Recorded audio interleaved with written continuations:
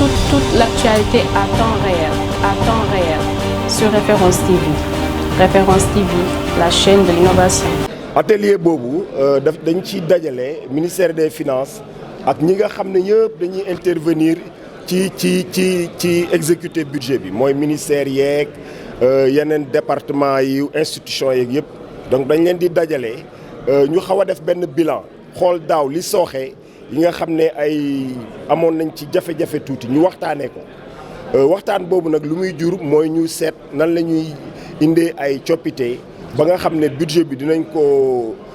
doxal ci anam yi gënee parce que budget tamit boo koy exécuter boo démarrer année bi la nga séntu ci sa gafaka teewagul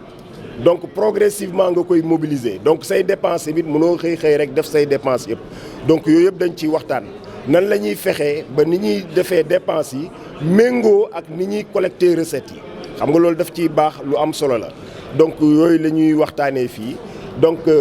may rappeler rek budget bi ñu génn nii yàlla defal nañu sutura exécuter nañ ko ci condition yu baax parce que boo xoolee téeméer boo jël ci li ñu nattoon mun nga ne juróom-ñeent fukki yi ak juróom doxal nañ ko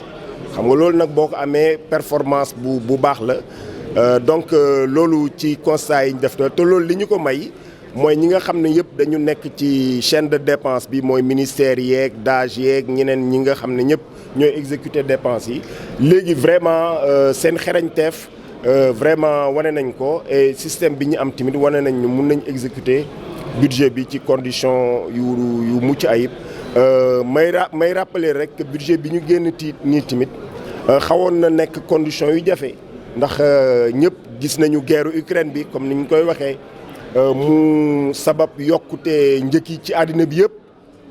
ba nga xam ne jëloon nañu ay matukaay président de la République Macky Sall jëloon na ay matukaay pour vraiment ñu wàññi dund bi ci population yi mu waraloon ñu jël ay mesures de subvention ci courant bi def ko ci aussi lépp loo xam ne dañ koy jëfandikoo ci kër yi maanaam lekk gi ak naan gi mooy denrées alimentaires yi ceeb yeeg yooyu ñu amoon ay subventions yu ñu ci def te loolu bokkewul sax ak recettes yi nga xam ne dañ koo bàyyi au cordon douanier loolu yëpp pour gën a wàññi njëkk yi donc contexte boobu ci la ñu defaree woon budget 2022 bi mu nekkoon ay jafe-jafe mu nekkoon it période boo xam ne président dafa ñëwoon ci wetu njaboot gi yëpp ñi mu jaboote yëpp mooy maanaam ñi nekk ñi nga xam ne mooy famille yi gën a néew doole ñu yokk seen yi ñu leen di jox par 3 mois mooy bourse de sécurité familiale mais également yokk payoor yi aussi il faut ñu souligner ko loolu it lu amoon solo la pour ñi nga xam ne ñëpp nekkoon nañ fonction publique loolu yëpp di ay mesures yu ñu jëloon pour xeex dund bu seer bi yooyu loolu nag day terewuñu am nañu croissance boo xam ne natt nañ ko ci 4,8% maanaam ñeent bu topp juróom-ñett pour 2022 ñi ngi xaar pour 2021 tabax nañu chiffres yi ba taxawal ko war nañ am 6,5% de croissance mooy juróom-benn boo jël bu tofal juróom. Maintenant ci 2023 bi li ñuy xaar ñëpp xam nañ ko contexte bi jafe na mooy la fi amoon maanaam jóge gu fi guerre Ukraine baa ngi fi. donc yokkute njëg yi ci àddina bi yëpp ñu ngi fi donc yooyu yëpp dañuy jànkonteeg ñoom yokkum payoor yi tamit am na ay jéego yu ci gouvernement bi defoon am na yoo xam ne ren ji lañ ko ci dugalaat loolu it gouvernement bi na ko jël mais dafa tolloog ci période boobu tamit président ne dina jël gën a jàppale ñi nga xam ne ñoo gën a ñëw doole boo déggee président wax na ko subvention yi dañuy continuer di ko def boo xoolee ci courant bi dinañ ci def subvention plus de 450 milliards dinañ def 100 milliards pour subventionner njëgu dund gi te loolu bokkul ak taxes yeeg impôts yi nga xam ne dañ ko bàyyi nga xam ne loolu yëpp gouvernement bi moo koy supporter ci anam yooyu aussi président wax na ne bourse de sécurité familiale yi yéen ñëpp dégg ngeen ko juróomi junni yi ñu doon fayeeku dina ko def juróom-ñaari junni ñi ngi nekkoon ci juróom-benni téeméer bu topp fukk ak juróom-benni junni ay ménage léegi dañ ko yóbbu juróomi téeméeri junni ménage loolu muy ay jéego yu am solo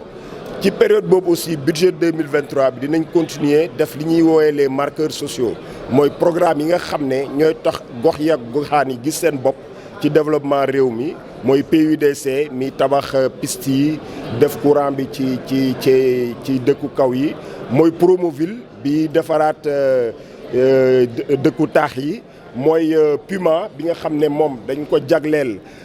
localité yi nga xam ne mooy béréb yi nga xam ne dañoo nekk ci frontières yi pour ñoom it ñu am lépp loo xam ne jumtukaay la bu mun a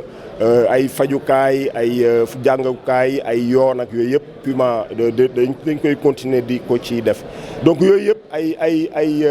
ay mbir la yoo xam ne dañ ko continuer ñu yokk ci nag pas-pas bi président jël ne suñu souveraineté alimentaire dañ ci war a taxaw loolu aussi bokk na ci yi nga xam ne dañ koy boole ci budget ren bi ak nag toute la politique d'infrastructure yi ñu tàmbali depuis at yëpp pour renforcer mobilité bi mooy yoon yi tali yi ak pont yi yooyu yëpp dañuy continuer donc moo tax budget bi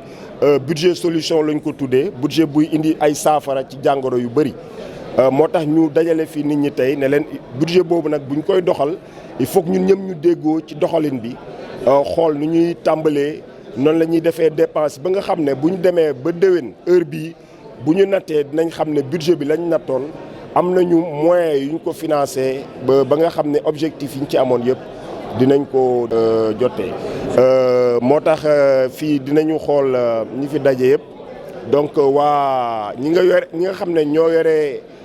mbirum wutu xaalis bi muy DGID ak douane ak yooyu dinañu waxtaan ci ñoom nan la ñu seen taxawaay ban la ñu war a am pour collecter recettes yi nga xam ne mooy finance ci budget bi. direction générale du budget dinañ waxtaan ci yan matukaay ak pexe la ñuy def pour exécuter budget bi dans les meilleures conditions waxtaan ci jafe-jafe yi xool nu ñuy jubbante ba nga xam ne ak waa direction centrale des marchés publics xool daal lépp nu ñuy jubbante ba exécuter budget bi ci anam yi gënee donc loolu moo ñu fi dajale tey mu ñuy leen di sant di leen gërëm wasalaam. Toute l'actualité à temps réel sur Référence TV. Référence TV, la chaîne de l'innovation.